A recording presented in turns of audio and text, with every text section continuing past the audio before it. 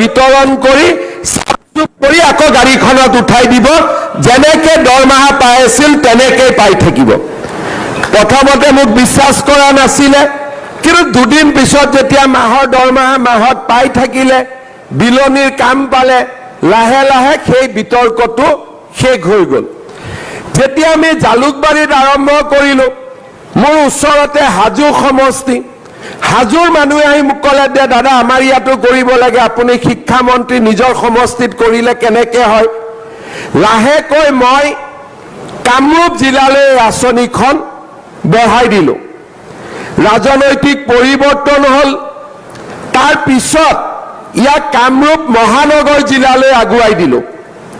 দুখন জিলা আমাৰ হৈ গ'ল 1 লাখ ল'ৰা ছোৱালীৰ একেলগে খোৱা বস্তু বনাব পৰা আমি আমিনগাঁৱত ডাঙৰ কিটচেন বনালো আপোনালোকে কেতিয়াবা গুৱাহাটীত গ'লে দেখিব পৰিষ্কাৰ পৰিচ্ছন্নতাৰ কোনো শেষ নাই যেতিয়া কোভিড আহিলে গুৱাহাটীৰ যিমান কোভিডৰ আমি চেণ্টাৰ বনাইছিলো এই অক্ষয় পাত্ৰ ফাউণ্ডেশ্যনৰ পৰা আমি তালৈকে খোৱা বস্তু পঠিয়াইছিলো কাৰণ তেতিয়া স্কুল কলেজবোৰ বন্ধ আছিল যেতিয়া লাহে লাহে বিজেপি চৰকাৰ খুপনি পুতিলে আমি যোৰহাটত এই সেন্ট্ৰেলাইজ কিটচেনৰ কাম আৰম্ভ কৰিলো এতিয়া অসমত 3খন জিলা কামৰূপ জিলা কামৰূপ মহানগৰ জিলা আৰু যোৰহাট জিলাত এই আঁচনিটো আৰম্ভ হ'ল কিন্তু মোৰ মনত লাগি আছিল যে 6খন আমি কৰিব লাগে যোৱা বছৰ আমি মাজুলীত কিটচেন বনোৱাৰ কাম আমি আৰম্ভ কৰিলো আৰু এইবাৰ অলপ সাহস কৰি আমি নলবাৰী জিলা তেজপুৰ জিলা ডিব্ৰুগড় জিলা আৰু লখিমপুৰ জিলাত এই আমি কিটচেনৰ জৰিয়তে মিড ডে মিল দিয়াৰ ব্যৱস্থা আৰম্ভ কৰাৰ বাবে আমি সিদ্ধান্ত ললো ৰাজ্য চৰকাৰে কিটচেনটো বনাই দিব আৰু হৰে কৃষ্ণ ফাউণ্ডেশ্যনে চৰকাৰে দিয়া টকাৰ ওপৰত অতিৰিক্তকৈ টকা দি তেওঁলোকে এই পাত্ৰ ফাউণ্ডেশ্যন আৰু ৰাজ্য চৰকাৰৰ সহযোগত মিড ডে মিল আঁচনি যোগান ধৰিব আমাৰ এলপি স্কুলত চৰকাৰে 6 টকা 78 পইচা দিয়ে ইয়াৰ লগত অক্ষয় পাত্ৰই 5 টকা 72 পইচা যোগ দিব এতিয়াৰ পৰা ডিব্ৰুগড় জিলাৰ গোটেই কেইটা সমষ্টিতে 6 টকা 78 পইচাৰ পৰিৱৰ্তে ল'ৰা ছোৱালীয়ে 12 টকা 50 পইচাৰ প্ৰতিদিনে মিড ডে মিল খাবলৈ সক্ষম হ'ব তাৰ মানে খাদ্য পুষ্টিকৰ হ'ব আৰু গাড়ীখনতো ইয়াতে যিটো ইয়াৰ পৰা দুলিয়াজানলৈ লৈ যাব গোটেইটোৰ হট চেম্বাৰ থাকিব তাৰমানে যি গৰম ইয়াত আছে স্কুললৈ গৈ একেটা গৰমে গৰমে তাতে গৈ খোৱাখিনি পাবগৈ আৰু ইউপিত আপাৰ প্ৰাইমেৰীত আমি চৰকাৰে 10 টকা 70 পইচা দিওঁ হৰে কৃষ্ণ ফাউণ্ডেশ্যনে 2 টকা 33 পইচা দিব আৰু আপাৰ প্ৰাইমেৰীটো আমি 12 টকা 50 পইচাকৈ আমি ল'ৰা ছোৱালীক প্ৰতিদিনে মিড ডে মিল আঁচনি দিবলৈ সক্ষম হ'ম ডিব্ৰুগড় জিলাত কোনোবা ব্যক্তিয়ে যদি ভাবে যে মোৰ আজি জন্মদিন মই টিংখঙৰ ছাত্ৰ ছাত্ৰীসকলক এটা ৰসগোল্লা পঠিয়াব খোজো খোৱানৰ ল'ৰা ছোৱালীখিনিক মই অতিৰিক্ত কৰি আজি এটা মিঠাই খুৱাব খোজো পায়স খুৱাব খোজো ইয়াক আহি আপোনালোকে কৈ দিলে নতুন পইচাখিনি দিলে টিংখং আৰু খোৱাঙৰ প্ৰতিগৰাকী ছাত্ৰ ছাত্ৰীলৈকে অকণমান পায়স আপোনাৰ জন্মদিনৰ দিনাখন আমি পঠিয়াব পাৰিম বোলে মোৰ আজি মন আছে ডিব্ৰুগড় মেডিকেল কলেজৰ পেচেণ্টখিনিক ৰাজগড় এফআইউৰ পেচেণ্টখিনিক মোৰ জন্মদিনৰ দিনাখন মই খুৱাব খোজো ইয়াতে আহি কৈ দিলে আপোনালোকক অতিৰিক্তকৈ খোৱা বস্তু বনাই দিব আপোনালোকে গৈ তাতে খোৱা বস্তুখিনি পেচেণ্টসকলক খুৱাব পাৰিব। আমাৰ গুৱাহাটী মেডিকেল কলেজত কোনে দিছে কি কৰিছে মই নকওঁ, সেইখিনি ৰাজনৈতিক হ'ব। গুৱাহাটী মেডিকেল কলেজৰ পেচেণ্টৰ এটেণ্ডেঞ্চসকলৰ বাবেও আমাৰ অক্ষয় পাত্ৰই প্ৰতিদিনে খোৱা বস্তু বনাই দিয়ে আৰু তাতে গৈ বিতৰণ কৰা হয়। অৰ্থাৎ যিসকলে মানৱ সেৱা কৰিব খোজে তেওঁলোকৰ বাবেও ইয়াত এটা নতুন ৰাস্তা মুকলি হয়। আৰু তাৰ লগত চৰকাৰে ইয়াত সহায় কৰা নাই, কিন্তু নিজা কৰি অক্ষয় পাত্ৰ ফাউণ্ডেশ্যনে সুন্দৰ মন্দিৰ এটাও নিৰ্মাণ কৰিব, য'ত নেকি চৰকাৰৰ পুঁজি নাই, তেওঁলোকৰ নিজে চেষ্টা কৰিব আৰু কৃষ্ণ ভক্তিৰ বাবে খোৱাং আৰু টিংখঙৰ ৰাইজে নতুন সুন্দৰ মন্দিৰ এটাও বিচাৰি পাব। এই হৰে কৃষ্ণ ফাউণ্ডেশ্যনে ত্ৰিপুৰাৰ জনজাতীয় অঞ্চলত স্কুল চলাই তাৰ পৰা জনজাতীয় ল'ৰাবিলাকক লৈ আহি পঢ়া শুনা কৰোৱায় আৰু অসমতো মধ্যাহ্ন ভোজনৰ উপৰিও আৰু বহুতো সমাজ সেৱাৰ কামত তেওঁলোকে নিজক জড়িত কৰি ৰাখিছে। 2008 চনত মই দেখা এটা সপোন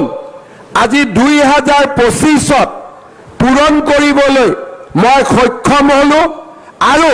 কেৱল ভগৱানৰ আশীৰ্বাদৰ বাবে আজি এই আঁচনিটো অসমৰ জিলাৰ পৰা জিলালৈ আমি লৈ যাব পাৰিছো। শ্ৰদ্ধা ৰাইজ, আমাৰ চৰকাৰখনে এনেকৈ য'ত যেনেকৈ আমি ৰাস্তা দেখা পাওঁ আমি ৰাইজক সহায় কৰাৰ বাবে চেষ্টা কৰোঁ। কেতিয়াবা 108ৰ এম্বুলেন্স সেৱা, কেতিয়াবা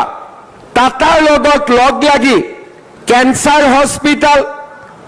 হৰে কৃষ্ণ ফাউণ্ডেশ্যনৰ লগত লগ লাগি মিড ডে মিল কিটচেন, য'ত যেনেকৈ চৰকাৰী আঁচনিৰ উপৰিও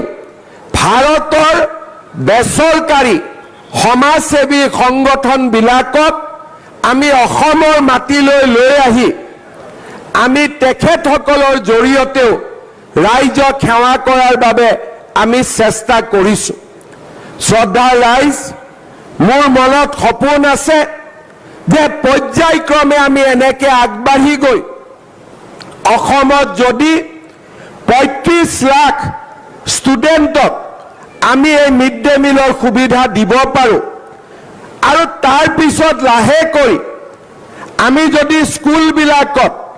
এটা ব্ৰেকফাষ্ট এটাও আৰম্ভ কৰিব পাৰোঁ, চাহ বাগিচাই হওক বা আন অঞ্চলতে হওক, ৰাতিপুৱা স্কুলত অহাৰ লগে লগে কিবা অলপ বিস্কুট চাহ আৰু দুপৰীয়া খোৱা, দুখীয়া ল'ৰা ছোৱালীৰ স্কুলত অহাৰ সংখ্যা বহু গুণে বাঢ়ি যাব, ড্ৰপ আউট কমি যাব আৰু আমাৰ দুখীয়া দৰিদ্ৰ মানুহে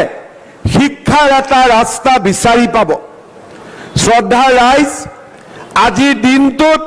মই ডিব্ৰুগড় জিলাৰ ৰাইজক অভিনন্দন জনাম যে এনে সুন্দৰ আঁচনি এটা আজি আমি খোৱাং সমষ্টিৰ এই সুন্দৰ খামটি ঘাটত আৰম্ভ কৰিবলৈ সক্ষম হৈছোঁ। খামটি ঘাটত কিটচেন হ'ব, কিন্তু খোৱা বস্তু মিড ডে মিল ডিব্ৰুগড় জিলাৰ প্ৰতিখন প্ৰাথমিক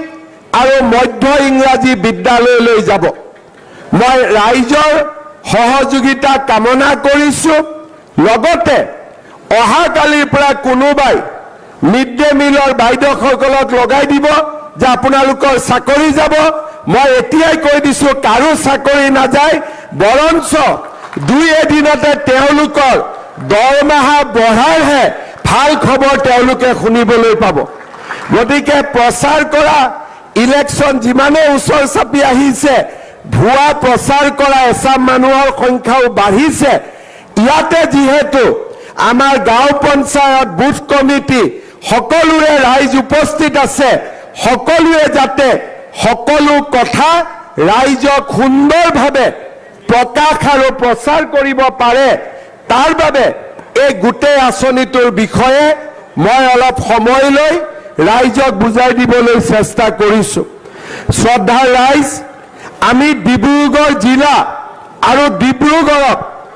অসমৰ দ্বিতীয় ৰাজধানী হিচাপে আগবঢ়াই লৈ যাবৰ বাবে প্ৰয়াস আৰু প্ৰচেষ্টা কৰিছোঁ। যোৱাকালি ডিব্ৰুগড় চহৰত নতুন এখন চিটি হস্পিটাল নিৰ্মাণৰ বাবে আমি 206 কোটি টকা মঞ্জুৰি কৰিছোঁ। আপোনালোকৰ নিচেই কাষত খনিকৰত অসমৰ ভিতৰতে আটাইতকৈ সৰ্ববৃহৎ ষ্টেডিয়াম নিৰ্মাণ কৰিবৰ বাবে 290 কোটি টকা ৰাজ্য চৰকাৰে অনুদান দিছে আৰু সুন্দৰ ষ্টেডিয়াম, যি নেকি গুৱাহাটীৰ সৰু সজাই ষ্টেডিয়ামতকৈ ডাঙৰ হ'ব, তেনেকে এক ষ্টেডিয়াম নিৰ্মাণৰ বাবে আমি কামত আগবাঢ়িছোঁ। মুখ্যমন্ত্ৰী সোণোৱাল ডাঙৰীয়া থকা অৱস্থাত বিমল বৰা ডাঙৰীয়াৰ প্ৰচেষ্টাত ইয়াত ট্ৰান্স অৰুণাচল হাইৱে হৈছিলে। এতিয়া এই হাইৱেটো আৰু অধিক সুন্দৰ কৰাৰ বাবে কেন্দ্ৰীয় চৰকাৰে 600 কোটি টকা ব্যয় কৰিবলৈ সিদ্ধান্ত লৈছে। শ্ৰদ্ধাৰ ৰাইজ, ডিব্ৰুগড়ক লৈ প্ৰতিটো সমষ্টিতে নাহৰকটীয়াত, নামৰূপত সাৰ কাৰখানা বন্ধ হৈছিল। আজি আমি ডিচেম্বৰ নৱেম্বৰ মাহত নতুন সাৰ কাৰখানা নিৰ্মাণৰ কামো আৰম্ভ কৰিম আৰু পুৰণা সাৰ কাৰখানাও আমি জীয়াই ৰাখিম। আজি এই ধৰণৰ মহতো মহিয়ান ব্যৱস্থা ডিব্ৰুগড়ৰ বিকাশৰ বাবে আজি ৰাজ্য চৰকাৰে গ্ৰহণ কৰিছে আৰু অনাগত দিনত